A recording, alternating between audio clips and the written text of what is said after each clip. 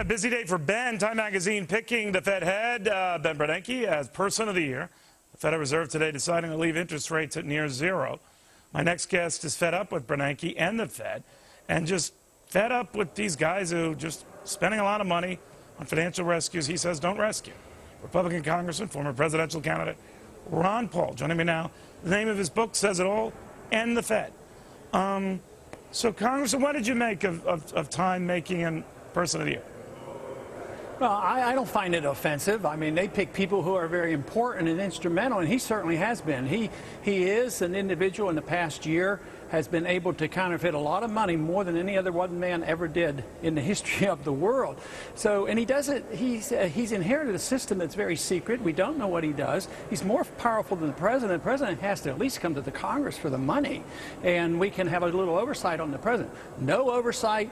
This is done in secrecy. The Federal Reserve Board chairman can increase this money supply and pass it out, and nobody's allowed to know. So I say he is very, very important. And why I like this is that the people are putting their attention toward the instrument of inflation and the business cycle. So I want people to look at the Federal Reserve. Yeah, but you know, Congressman, I know you're a great student of the Fed and have been a great critic of it, dating back to Alan Greenspan and before.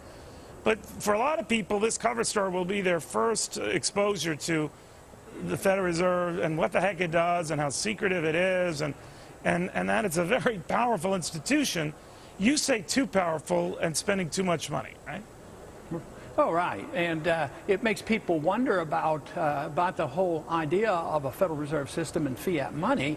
And they will come around to thinking, because millions of people have already come around to understanding how the Federal Reserve creates the business cycle, how they create the bubble, which leads to the inevitable bust. So Greenspan, Bernanke came in 2.5 years before the bust. But he never told us there was a bust coming. He hardly can become the man of the year because he saved us from something. He gave us something. He didn't warn us. And now he says the recession is over. Or at least the people think he is such a genius that he has ended the recession and he prevented something much, much worse. But Congressman, Time Magazine's I'm sorry, sir, but Time Magazine's argument is, boy, we'd be in really deep trouble if he didn't do what he did. There's no way to prove that, of course. But what do you make of that argument?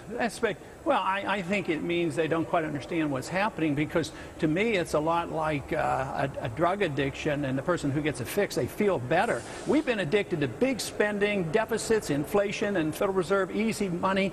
I mean, the crisis came because we had easy money for too long and artificially low interest rates. How does Bernanke say we're supposed to solve this? Easier money, lower the interest rates, keep them forever, double the money supply.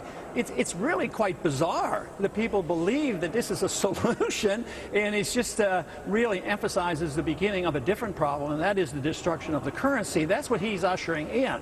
So maybe next year he'll be man of the year too, when the dollar goes really down and prices really soar. You know, we had a hint of what's coming, a 1.8% increase in producer prices in 1 month. That just might be a slight hint of what's coming. Very good point, Congressman.